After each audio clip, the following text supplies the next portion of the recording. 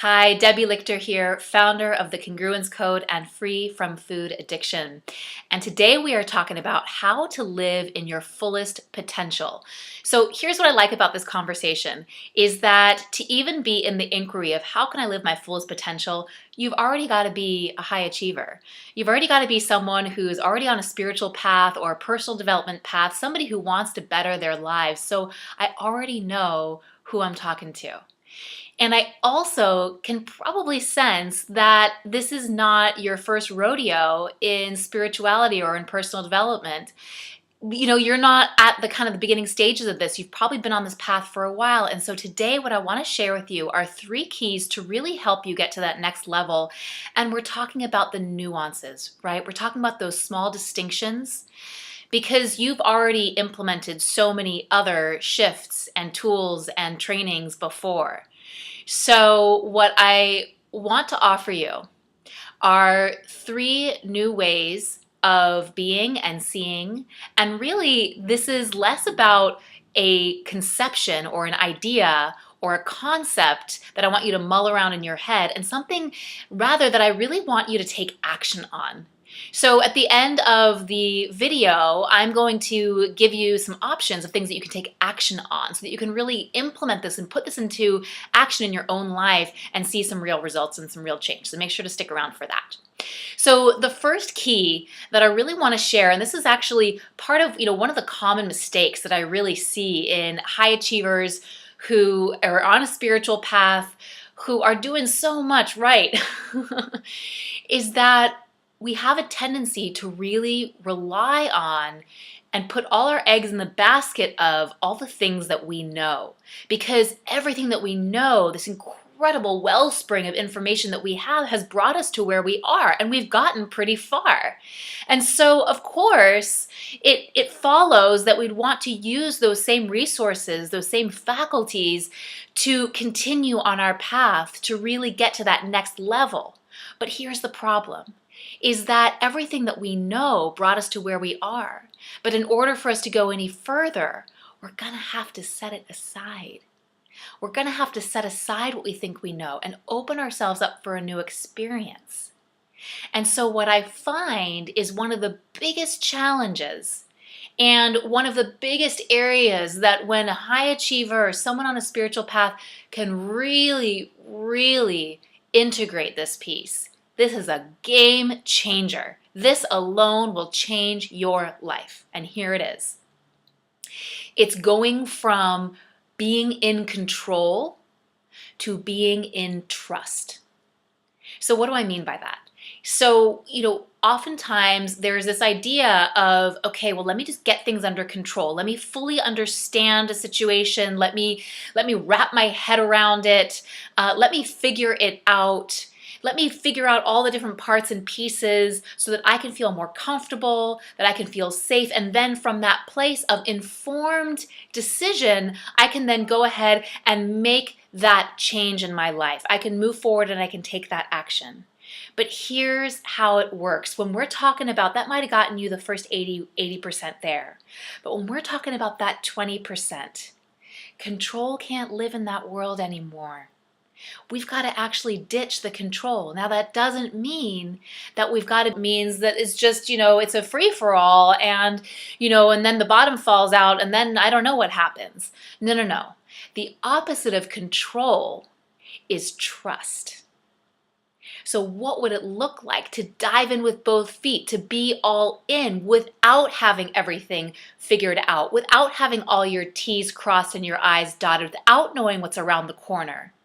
What if you were able to dive in fully and say, universe, spirit, God, source, I trust that you got my back. I trust that I'm going to be okay. I trust that I am safe.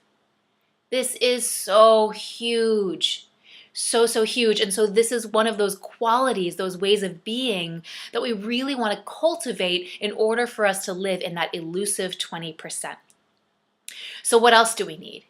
We need to go from obsessing and thinking and trying to figure everything out in our heads to actually dropping down and connecting in our bodies.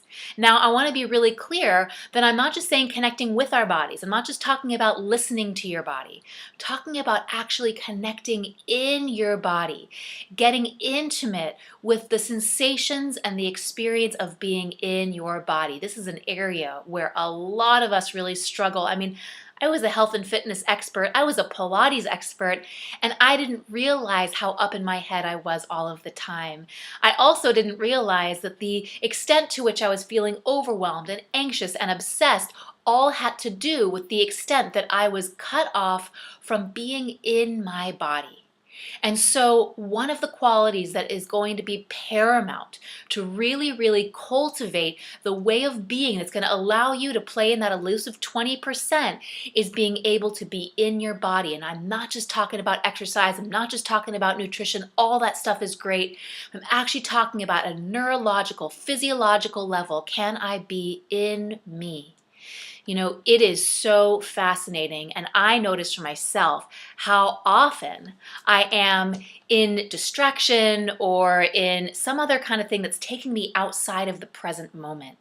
And so one of the beautiful ways of being in our bodies is actually to come into the present moment. And one of the most beautiful ways to be in the present moment is to be in our bodies. And so again, this is a really, really critical quality to cultivate when you want to really get and live in your potential. And the final key that I want to share with you here today is around challenging yourself. So challenging yourself, we have all these ideas about what challenging ourselves are, and our perfectionist mind can create all of these hoops that we have to jump through in order for us to be good enough to put ourselves out there. That's not what I'm talking about. What I'm talking about is the part where your ego says, okay, I'm willing to do this, this, and this, and this, but then, no, that feels like death.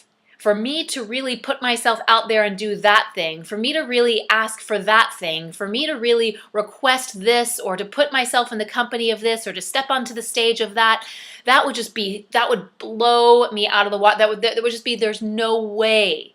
I would die. I would fail. I'd be embarrassed. It would be awful. That's the thing. That's the thing that you want to do. And it will feel like you're going to puke. I mean, that's how I feel when I'm diving into those types of things. I feel like I'm going to puke. I feel like there's no way, this is a long shot. I'm going to fail. I'm going to look stupid. I'm going to look bad. And every part of my ego is screaming, no, no, no, no. But here's the thing, is that the extent to which your ego says no is the extent to which your spirit will grow. And we are in this for how our spirit will grow, because what we are talking about in that elusive 20% is not a mental process. It is a spiritual process. It's how we can actually relinquish our illusion of control and dive more into trust. It's how we can get out of our heads and connect into the present experience of our beingness in our bodies. And it's how we can challenge that egoic nature to want to look good and really step beyond that and blast through that. That is what living in that 20% is. So I know I promised you that I would offer you some action and some way that you can fully engage with these principles. So if you want to engage with this, I actually have a private Facebook group. It's called the Congruence Collective. We are in the midst right now of a confidence challenge, and some of these very, very qualities of really stretching, putting yourself out there, really doing the thing outside of your familiarity zone, your safety zone. All that stuff is a part of the challenge, and you're always just held in the container of how to live in that 20% so you can be authentically all of you and shine your light. So I'm going to put the link below. If you want to go ahead and be a part of that group, we would absolutely love it. I'm also going to put a link below of another video that I recorded about how to have confidence. It's going to give you some really, really key tools that can help you with getting over that Holding back, playing small. So I'm going to leave that link below as well. So make sure to check that out. If you like this video, please thumbs it up, share it with your friends, and subscribe, because every single week I'm coming at you with more videos and more content and more tools and tips to really help you be authentically all of you. Thank you so much for taking this time out and spending it with me. I will connect more with you soon. Bye for now.